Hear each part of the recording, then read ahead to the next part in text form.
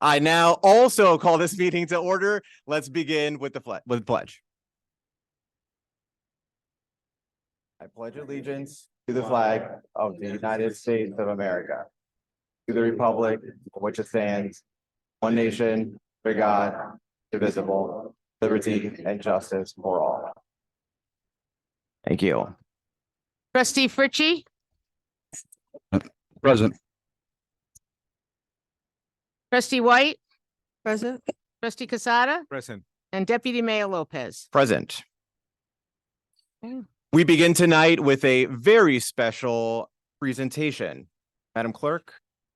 So, official swearing in ceremony of the Village of Austin, by the Village of Austin, Board of Trustees for the provisional appointment of Aaron Zimmerman as the position of Chief of Police. Sir.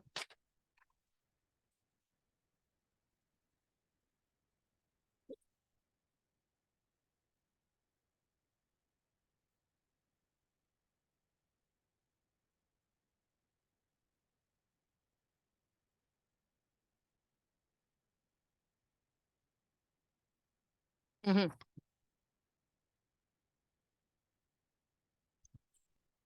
Good. Okay. I'd like to start first by thanking all of you for coming to this very special event.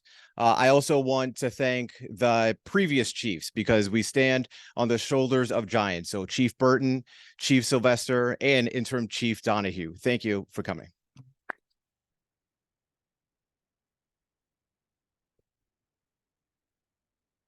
We'll start with the oath and then some words from our new chief. Okay. I, Aaron Zimmerman, being duly sworn, state on my honor, I will never betray my badge, my integrity, my character, or the public trust. I will always have the courage to hold myself and others accountable for our actions. Further, that I am a resident of the state of New York, and I will support the Constitution of the United States of America and the state of New York. I will obey all the ordinances, rules, and regulations of the Village of Ossining, and will faithfully discharge the duties of Chief of Police in and for the said Village of Ossining, New York, to the best of my ability. Congratulations.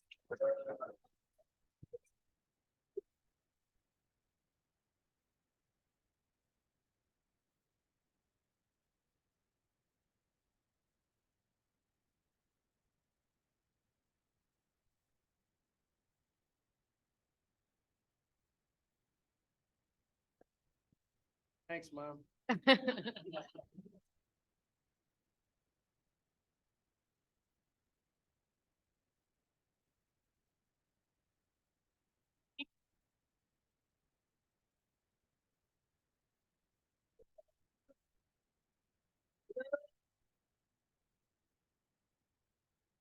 Well, I was dreading this moment because I knew I'd probably have to stand up here and say a few words. But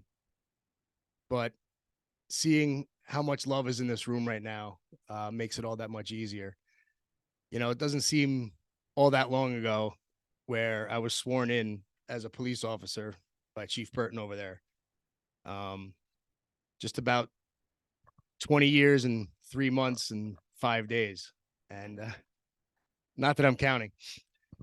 And just to be surrounded by so many wonderful people in the community and at the Austin Police Department, you know, so many people in this room, former, you know, training officers of mine, former partners, former, you know, bosses, everybody that I learned from, you know, coming up through the ranks from patrolman right up to chief. And without all of their mentoring, support along the way, you know, some few stern words from time to time, and a lot of encouragement and a lot of support and a lot of trust from everybody currently that I'm working with.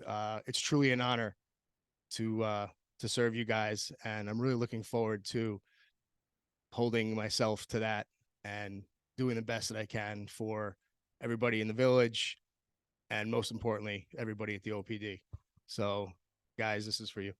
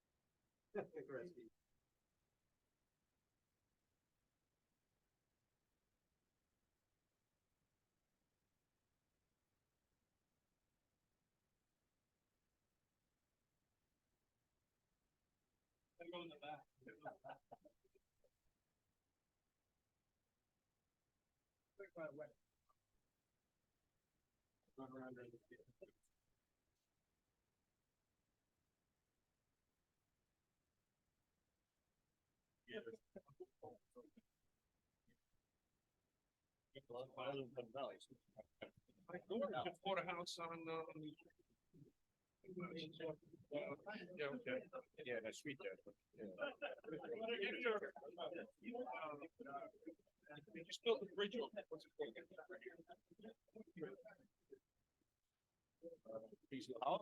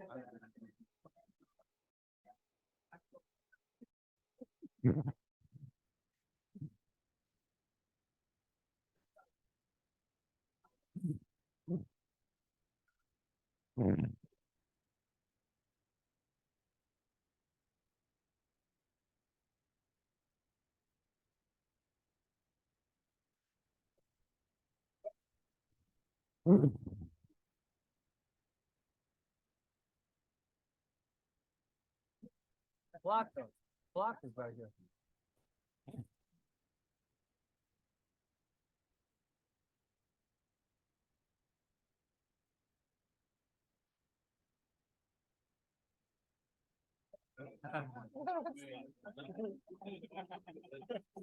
Let's get out of here.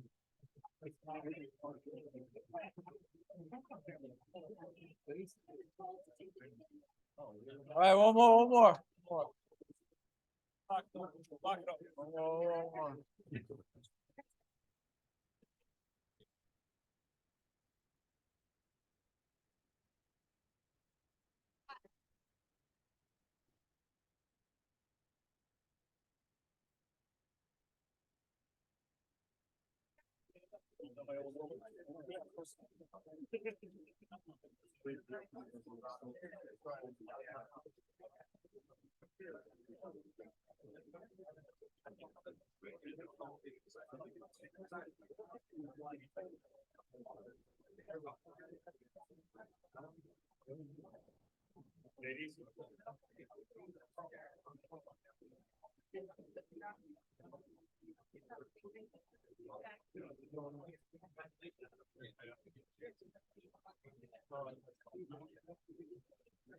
Yes.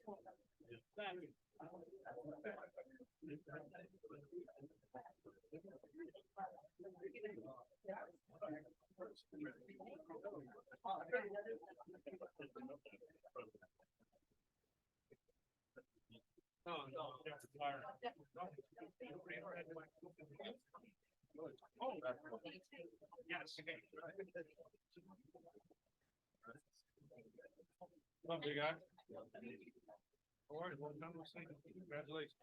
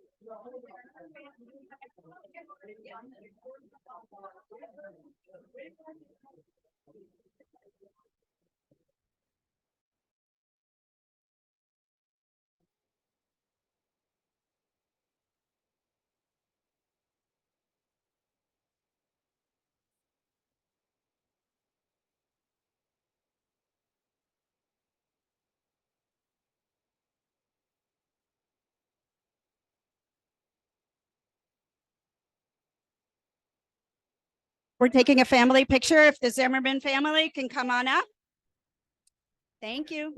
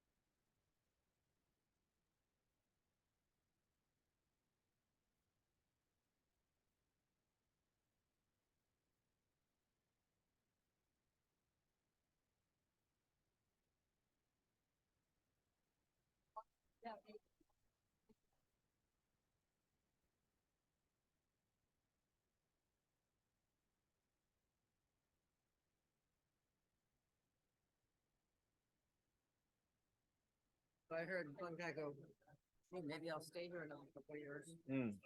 Wait, who did that? Wow. Yeah, you gotta have it. You have to have an ear to the ground.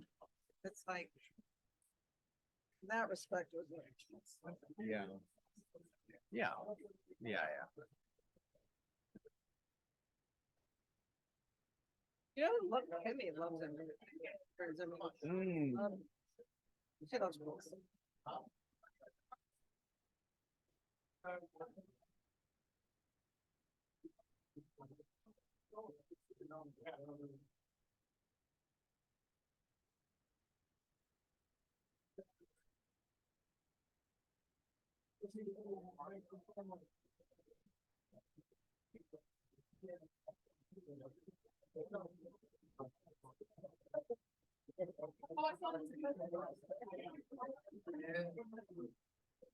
All right, I found the thing about him.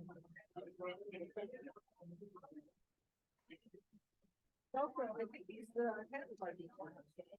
Oh, okay. Oh, great. Perfect. Perfect. We will be continuing our meeting in about 2 minutes. You're welcome to stay. You're welcome to go, but we're not going to mill around. Closing time.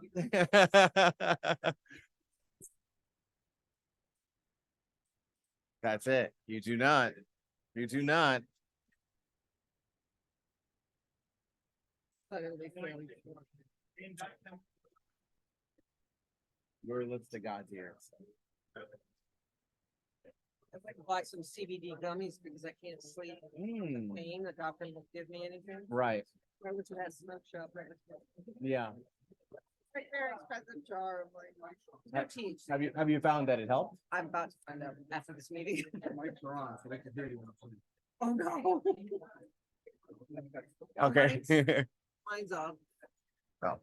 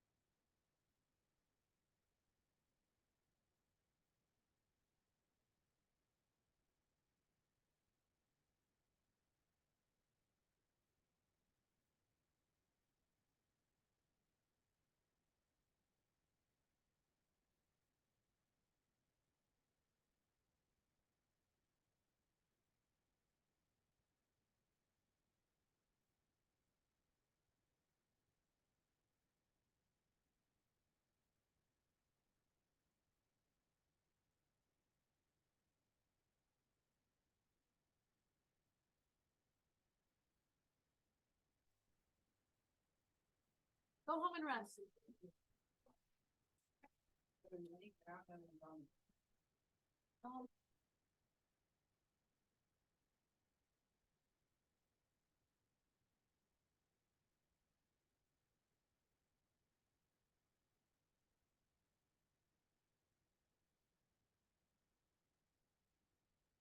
Oh, yeah.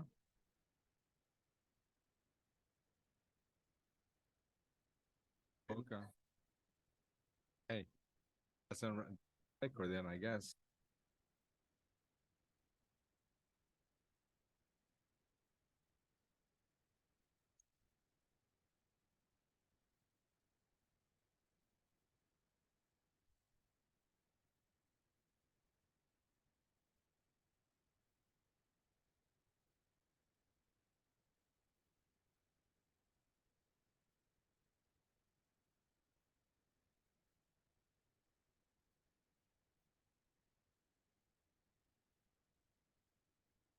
Okay, Okay.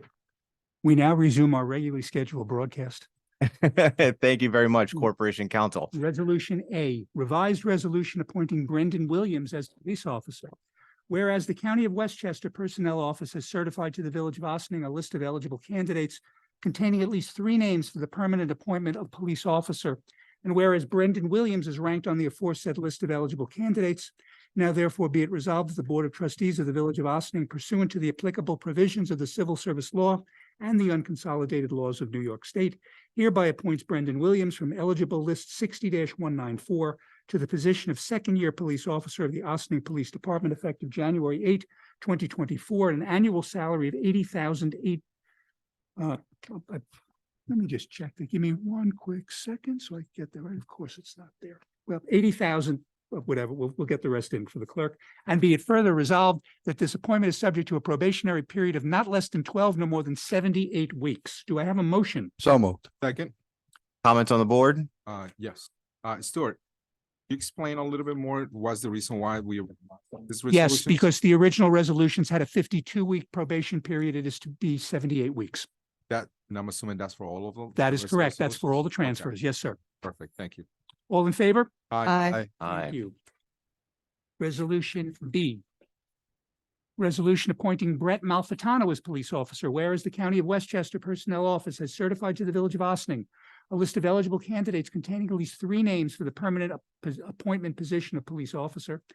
And whereas Brett Malfitano, that will be changed, folks, is ranked on the aforesaid list of eligible candidates. Now therefore be it resolved that the Board of Trustees of the Village of Ossining, pursuant to the applicable provisions of the Civil Service Law and the unconsolidated laws of New York State, hereby appoints Brett Malfitano from eligible list 60-194 to the position of 4th-year police officer of the Ossining Police Department, effective January 8, 2024, at an annual salary of $117,179. And be it further resolved that this appointment is subject to a probationary period of not less than 12, no more than 78 weeks. Do I have a motion? So moved. Second. Comments? All in favor? Aye. Thank you. Revised resolution appointing Zachary Vahias as police officer. Whereas the County of Westchester Personnel Office has certified to the Village of Ossining a list of eligible candidates containing at least 3 names for the permanent appointment of police officer.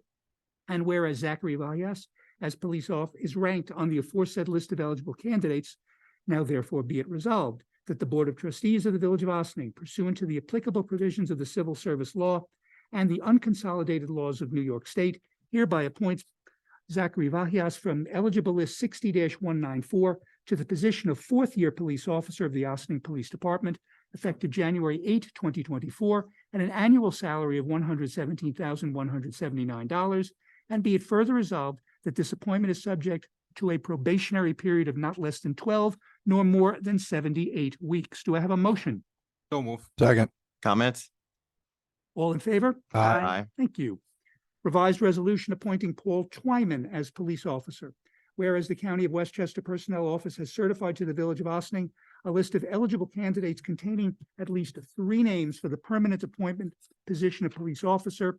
And whereas Paul Twyman is ranked on the aforesaid eligible list of eligible candidates, now therefore be it resolved that the Board of Trustees of the Village of Ossining, pursuant to the applicable provisions of the Civil Service Law and the unconsolidated laws of New York State, hereby appoints Paul Twyman from eligible list 60-194 to the position of 4th-year police officer of the Ossining Police Department, effective January 8, 2024, at an annual salary of $117,179. And be it resolved, further resolved, that this appointment is subject to a probationary period of not less than 12, no more than 78 weeks. Do I have a motion? So moved. Second, Comments? All in favor? Aye. Thank you. Revised resolution appointing Stephen Pupchik as police officer. Whereas the County of Westchester Personnel Office has certified to the Village of Ossining a list of eligible candidates containing at least 3 names for the permanent appointment position of police officer. And whereas Stephen Pupchik is ranked on the aforesaid list of eligible candidates, now therefore be it resolved that the Board of Trustees of the Village of Ossining, pursuant to the applicable provisions of the Civil Service Law and the unconsolidated laws of New York State, hereby appoints Stephen Pupchik from eligible list 60-194 to the position of 4th-year police officer of the Ossining Police Department, effective January 8, 2024, at an annual salary of $117,179. And be it further resolved that this appointment is subject to a probationary period of not less than 12, nor more than 78 weeks. Do I have a motion? So moved. second. Comments? All in favor? Aye. Revised resolution appointing Francisco Balan Leon Hing as police officer. Whereas the County of Westchester Personnel Office has certified to the Village of Ossining a list of eligible candidates containing at least 3 names for the permanent appointment position of police officer. And whereas Francisco Balan Leon Hing is ranked on the aforesaid list of eligible candidates, now therefore be it resolved that the Board of Trustees of the Village of Ossining, pursuant to the applicable provisions of the Civil Service Law and the unconsolidated laws of New York State, hereby appoints Francisco Balan Leon Hing as police officer from eligible list 60-194 to the position of 4th-year police officer of the Ossining Police Department, effective January 8, 2024, at an annual salary of $117,179. And be it further resolved that this appointment is subject to a probationary period of not less than 12, no more than 78 weeks. Do I have a motion? So move. Second, Comments? yeah, just on a question.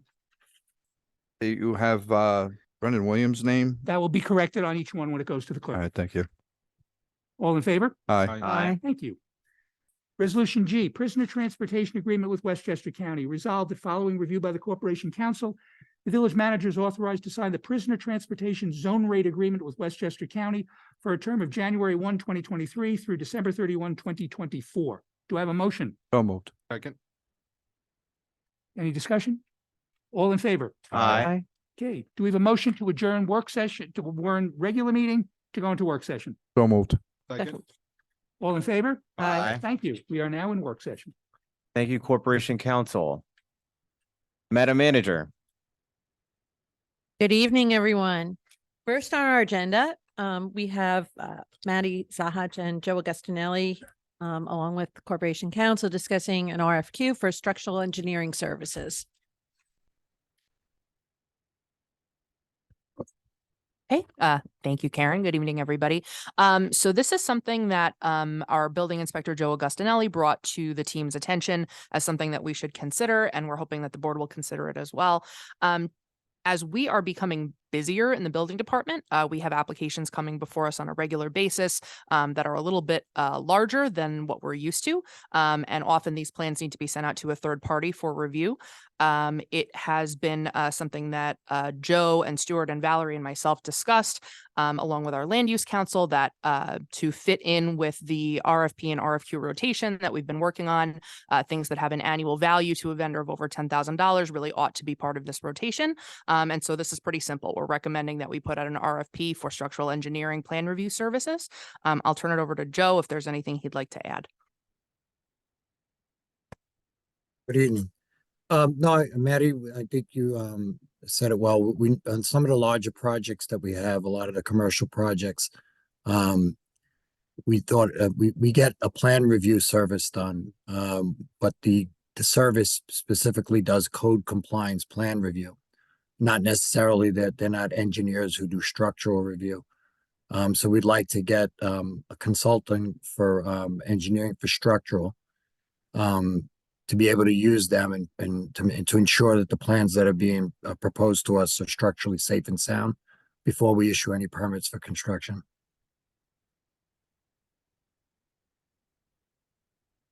Okay. So, we're happy to take any questions. Again, Nelson Pope Voorhees was instrumental in helping put this together, as well as Corporation Council. So we're happy to take any questions if any exist. We did put the draft of the RFQ, I believe it is, into the agenda for the public and the board's review. But certainly the dates are pushed out a couple of weeks. So if we need to make any tweaks, we certainly can. But happy to answer questions. And if there are none, we will plan to have a resolution on next week's meeting. Thank you. Questions or comments? The board.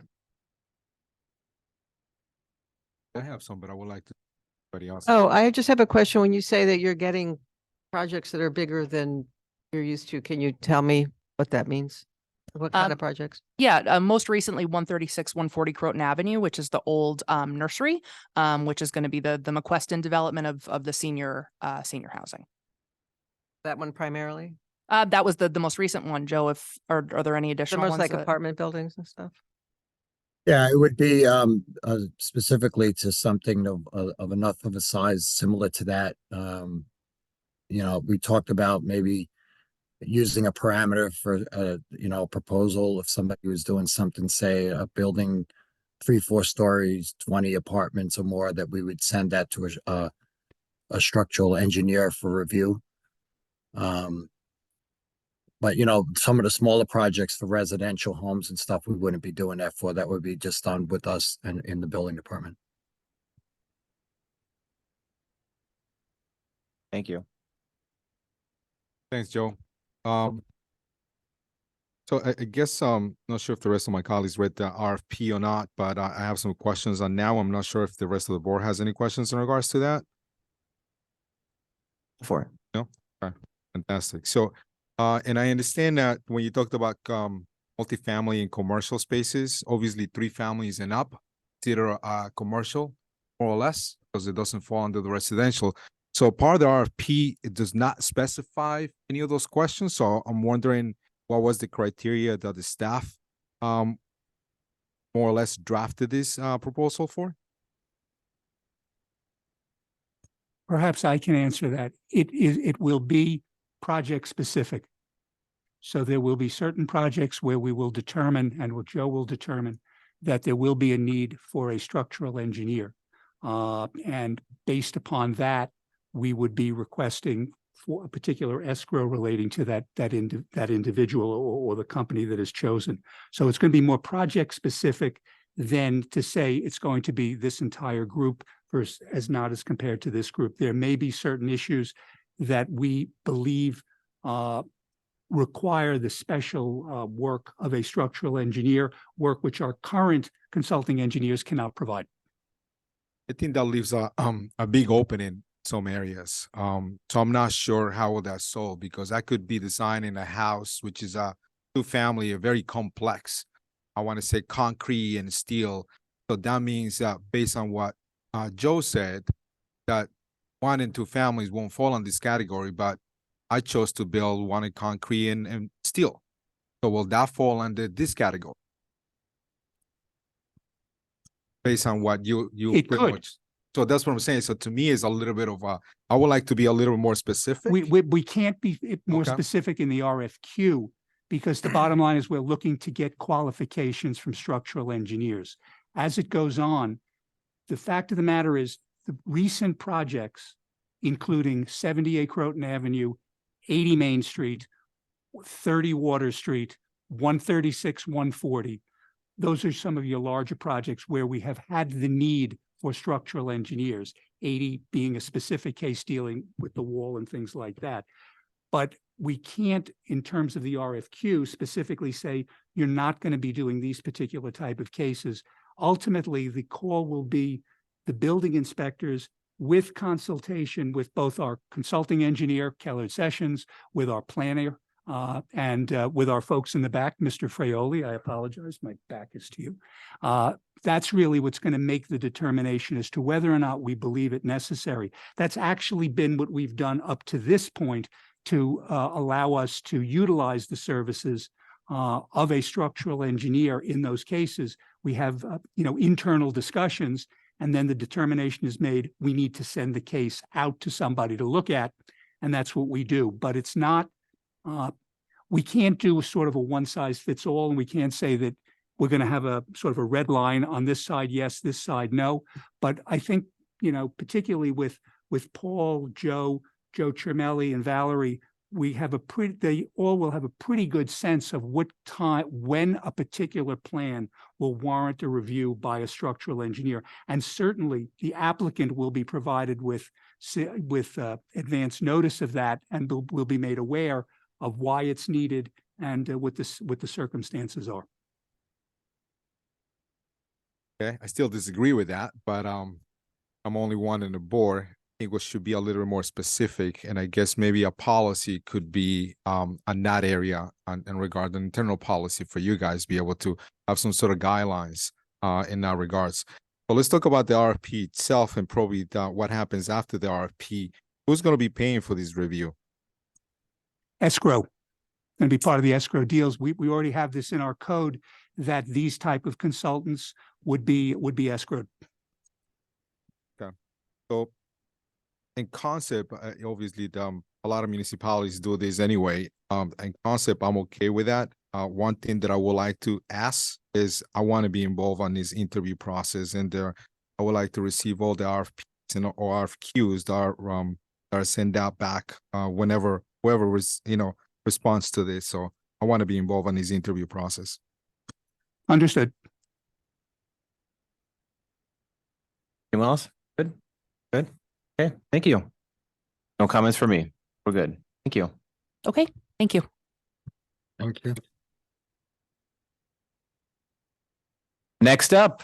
Okay, so next we are talking about the kiosk down at Gordine Park, and on Zoom we have Ellen from Penny Lick ice cream, and they are interested in selling ice cream Gordine Park. So we're very excited. Maddie, maybe you want to kick this off and introduce Ellen and talk about what we'd like to be doing very soon. It would be my pleasure. Welcome, Ellen. So as the board is familiar and the community may also be, the kiosk at Gordine Park was built as part of the Ginsburg development on our waterfront. And for a couple years, it didn't have much going on. But back in 2020, we put out an RFP, and Bigfoot Creamery was the village's tenant in that kiosk for 4 years. So the original arrangement with Bigfoot was a 3-year agreement. And then an option for a 3-year renewal. So when we got to the end of the 3 years, the folks who own Bigfoot said, we're not sure if we want to do another 3 years. Can we do a 1-year extension? And we said, yes, you can. And we were very happy to have them for that additional year. But at the end of the year, they decided that this was no longer something that they were going to pursue. And so we put out an RFP for other ice cream making folks to join us here in Ossining at the waterfront. So besides the fact that we had it on our website and then did also put it on the Empire State Purchasing Network to make sure that the word got out. And we know that the word did get out. We got folks from as far away as Brooklyn who manufacture ice cream who are thinking about coming up here and blazing a new trail. But when we got the response from Ellen and the team at Penny Lick, we were very, very, very impressed. I know that the board has seen the deck that Ellen put together, as well as some of the proposed concepts, what they would be looking for to sell at Gordine Park. And I would love if Ellen would sort of speak about her vision for the kiosk going into the future. Sure, I'd be delighted. Hi, folks. My name is Ellen Sledge. I am the founder and owner of Penny Lick Ice Cream Company. It is 11 years old as of, April 1st. And it is a very small family business. I started it at a farmer's market with one push cart in Hastings-on-Hudson, and it has grown a bit since then. We have a store in Hastings-on-Hudson, which will be 9 years old in September. We opened a second store in the village of Mamaroneck in September of 2023. And we have always had our eye on the kiosk in Ossining. And we missed the original RFP. We did not know it was available the first time around. But Bigfoot Creamery was a wholesale client of ours. The homemade flavors that Bigfoot Creamery sold were made by me. We love Ossining. I actually am a Westchester girl, born and raised, although I did briefly move to Long Island in high school. I have 3 children here in Westchester County, although one is in college. I have a staff of 15. We make everything here in Westchester County. We do retail, wholesale, and events. We actually moved in the last year and a half out of wholesale. Wholesale was particularly hard during COVID, so we've kind of been pulling away from it and expanding into retail. It's really quite what we're good at. And like I said, we started with a push cart. We really started with farmers markets and festivals and grew into ice cream parlors from there. But our specialty is that we are peanut, tree nut, and sesame free. So there will be no butter pecan on the menu. We work very closely with the villages that we have great relationships with. We work with a couple of farmers markets. We have close relationships with things like the New York Botanical Gardens, the Riverdale Y. I am on the board of the Rivertowns Chamber of Commerce. I'm on the board of the Rivertowns Rotary. Me and my team volunteer everywhere we can. We like being a small town ice cream shop that knows our neighbors and interacts well with them. I don't mean to babble. I'm just very excited to be here. And my point of being here was if you had any questions for me. Thank you very much, Ellen. I'll start with my colleagues. Thank you, Ellen. Quick question. I only have one question, actually. Do you have any gluten-free products? Yes, we do, actually. So because we make everything from scratch ourselves, most of our flavors are gluten-free. A handful of them do have gluten. You can go on our website, see all of our flavors, and they are listed which ones have gluten, which ones do not have gluten, which ones are vegan. Fantastic. Thank you. Thank you, trustee. I would just like to say yum. Thank you. Thank you, trustee. Ellen, welcome. Thank you so much. First, could you tell us the story behind the name Penny Lick Ice Cream? Sure. It's actually a colloquialism from about, let's say 115, 120 years ago. Ice cream used to be a penny back then because there was no inflation, I guess. And it was before cones were invented. You would buy ice cream at usually a push cart. It was usually more like a gelato than an ice cream at the time. And they would serve it in these little glasses. They looked like a little tulip or a little trumpet. They'd be about this big, heavy cut glass. You would think you were getting an awful lot of ice cream. You'd pay a penny for it. That was the going rate. But it was a very shallow depression. You get only a lick's worth. And it kind of became a term for getting an ice cream. Instead of getting an ice cream, do you want to get an ice cream? People would say, do you want to get a penny lick? Cones were invented. Ice cream went up to 5 cents. People stopped calling it that. But when I started my business, I started it out of push carts. So I thought it was kind of charming I'm kind of a food history nerd. So I thought it was kind of charming to go back to the colloquial name for it 120 years ago. That being said, the amount of people who think my name actually is Penny Lick is staggering. The amount of teenagers who apply for jobs and address their resumes to Ms. Lick is upsetting. There it is. So now it's on the record. We appreciate that history. If you had an opportunity to visit Bigfoot when they were here in Austin, curious to hear what you would want to do similarly or different from them. Well, first of all, I know them well. I was actually just texting with Larissa today. They're very friendly. I think I'm not certain that I noticed that they had a very strong relationship with the Chamber of Commerce or the neighboring businesses. I always see a tremendous value in immediately joining a Chamber of Commerce. I mean, the first thing I did this morning was contact the Chamber of Commerce. I think it's really important to work with them and see, particularly when it comes to ice cream, what you can do in the community, any events that you can support, help create. Ice cream it's something, it's celebratory. It's also commiseratory. You can commiserate over ice cream. Like, oh, you just got cut from the baseball team. Here's an ice cream. Oh, you just got on the baseball team. Here's an ice cream. Right. I'm saying that because my son just got cut from the baseball team. Oh, poor guy. Sorry to hear it. It's okay. He's 17. He's going to get over it. He's been playing since he was 5. But I think that I love what they did down there, and they're just really charming people, great with kids. I think if anything, I'd just like to see a little more community involvement. Well, thank you so much. And we're open to that. That's what we do. That is what we are good at. Really appreciate you sharing that and for joining us tonight. Good. Hey, thank you so much. Wait, Madam Manager. Oh, I'm sorry. So what do we need to do at this? Maddie, I know Maddie and I have been just finalizing the agreement. So we'll be able to come back to the board with a resolution authorizing the village manager to sign the license agreement with Penny Lick. Okay, fantastic. Thank you. Ellen, thank you so much for joining us this evening. We're very excited Thank you to so have you much. here in Ossining. Have a great meeting, and thank you for having me. Thank you. Thank you. Next, I'd like to have our water superintendent, Andy Teese, step up from the jury box and talk about our agreement, hatch service agreement for the Indian Brook Water Treatment Plant. We had talked about this a bit earlier in the year, and he's coming back for some more details on how we can continue that project. Thank you. I'm curious if they have low carb ice cream. I'll be all in.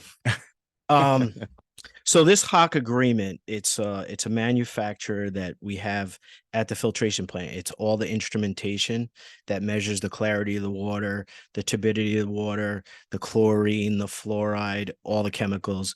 We have about $1 million worth of equipment, and in the past we've used this company every year for like the last 10 years, but now it's at a rate where we should have a contract. And being that the new filtration plant that we are going to start shortly, we expect up and running in 4 years, we asked for a 3-year agreement for them. And they dropped the price from the original price because it was originally like a yearly agreement. It saved like $3,000, but still, I need to use them for the next 4 years. It's proprietary equipment. Their service technicians come in. They provide all like new wiring, hoses, pumps. They rebuild each piece of equipment, and it's like on a quarterly basis. And it's important because they actually certify the equipment to be true and accurate. So when we send the reports to the health department, there's no games here. So the goal of the new plant would be we'll have all new equipment and then train the operators on the new equipment, try and do what we can in-house so we can minimize this in the future. So it's a 3-year agreement, and the total is $80,930.93. So we would not, Stuart, we wouldn't cut a purchase order for that. We just would agree to the contract, and every year we would. Correct. Okay.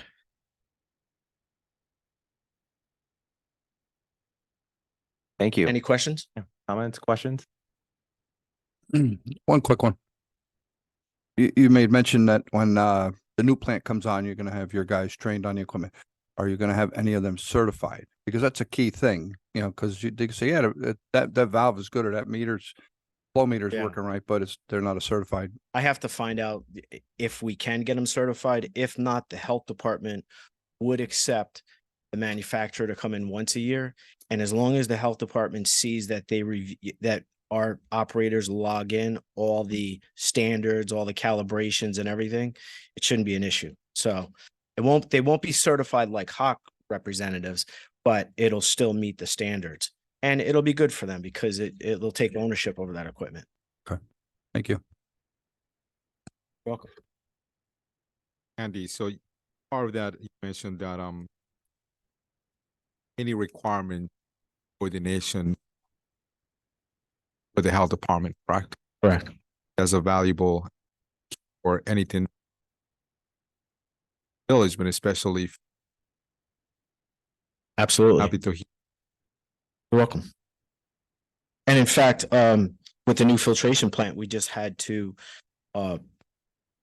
complete the paperwork for the certification to build the plant again. Even though that they approved the plant, it was over a year. So we have to, every year, the design engineer has to send paperwork so that those plans always stay in compliance. Comments or questions? Okay. You want me to say? Okay. So the second proposal I'm looking to see if the board would accept is for Arcadis Engineering. They are the construction manager, but they also at the new filtration plant. They are also really good design engineers.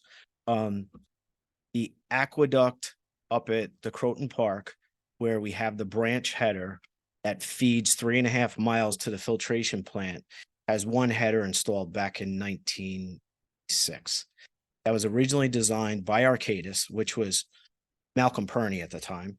They had the original drawings, and we went to them because they're great on the construction side, and on this design side, it seems very simple. We have a vault up there. We need to take 2 blind flanges, put a new header, valving, pressure reducing valve, and go through New York City DEP for approval, because they want to make sure that you put their meter in and it's accurate, and obviously the health department. And so that's that. And then in the future, we're going to look for the budget for next year for the rest of the design where we want to put a permanganate system in a building. That would be through the New York City DEP. That would be through New York State Parks. That would be SECRA. That would be the health department. And that's a bigger scope, and that's for the capital plan in the future. But immediately, while Arcadis is on site for the next 4 years. We're getting economies of scale because we're already paying for them to be on site. So this price reflects using the engineers that are in the office trailer to go up there during construction. So it's more cost effective, and same for if we go forward with the permanganate system. That's why if they're on site for 4 years, we can get this design built, bid and built within the next year. It's in the budget for this year, and then move forward the next 2 years for phase 2. I think I know what you just said, but when you say, so can you say in layman's terms what you're going to do on the old Croton Aqueduct? Because we're the only municipality that gets water from the old Croton Yeah. Aqueduct, right? Yeah. So it sounds like you just need to go in and replace some Yeah, parts. so what it is just real quick, right? It's an old aqueduct. We're the only ones on it. It's bulkheaded by our filtration plant. The aqueduct goes from 6 feet to 10 feet. And when it reaches 6 feet up at Croton Park, the valve knows to open up without any electrical energy. It just, because it's based on a spring. Valve opens up, sends 3,500 gallons a minute down the aqueduct, fills up to 10 feet. Valve closes on its own. We're drawing water from our driveway low lift station, and we bring it into the filtration plant. But that limit is 3,500 gallons a minute, which turns out to be 5 MGD. Our new plant is designed for 7 MGD.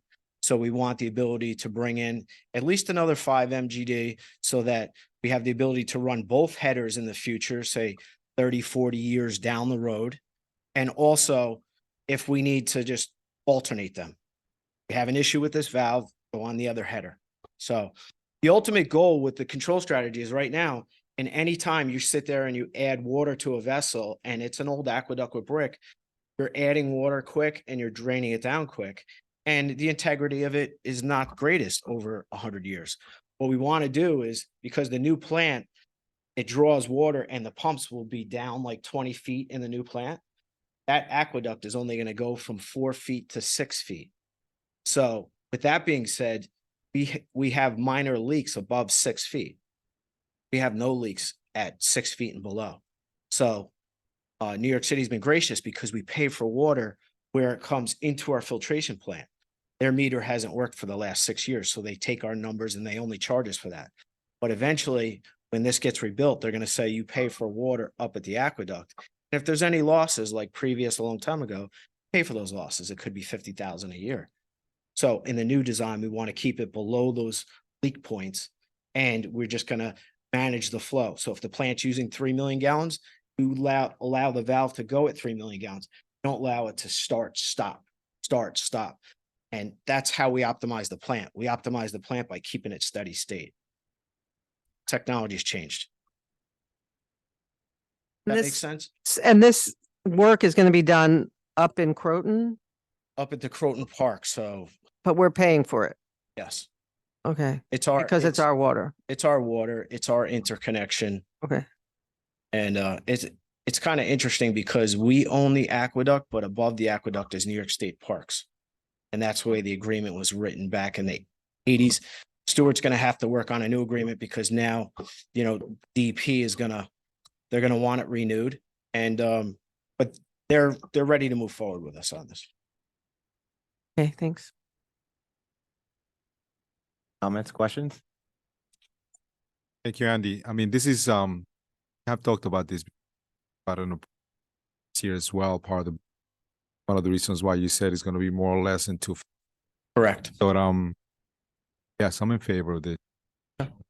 Before, my concern was phase 2 in a way, but I think it will be helpful, a whole year's budget, part of that capital project. By the time we this of the plan as well, and that will be need for us to do. My suggestion that part of the capital. Okay. Thanks, Andy. Thank you. Thank you, Andy. Thanks. Thank you. Next, and our last item on our agenda is we'd like to discuss the 2024 application from the Boathouse for refreshment and cabaret licenses. Thank you, Karen. Good evening, folks. We did get the application from the Boathouse earlier this week. I sent a note to Ms. Polidoro about the application. I also sent a similar note to the board. There is no objection from the police with regard to this. There are no issues. The only two things that were pointed out is that the hours of operation that are proposed are different than what the board generally allows. The applicant is looking for Thursday and Friday, 6 p to 1 a, Saturday noon to 1 a, and Sunday noon to 11. The noon to 11 is fine, but the 1 a.m. closing time on Thursday and on Thursday should be midnight, which is what the board does, as well as, so it would be changed that way. The only other difference is that they have asked for their entertainment to include live bands, as well as karaoke once a week and an occasional DJ. We had discussions last year, as this board knows, with regard to methods of operation that are permitted by the state liquor authority or that the applicant wants to do. Their method of operation only refers to live bands. So any permission here would only be for live music. It would not include karaoke. It would not include a DJ. I've advised Ms. Polidoro that all she needs to do is essentially file an application with the SLA to change that. And once we get that, they can do it. But at this point, that's it. I should note, as I said, I communicated with Ms. Polidoro on Monday. I've not gotten a response back. But otherwise, with those two exceptions and those two amendments, there's no objection to having this cabaret license granted for the Boathouse. And they've already gotten their refreshment license earlier this week. Thank you. Comments, questions, my colleagues? Okay. We'll have a resolution next week. That concludes tonight's agenda. At 8:33 Eastern Standard Time, I hereby adjourn. Daylight savings. Daylight savings. I hereby adjourn this work session.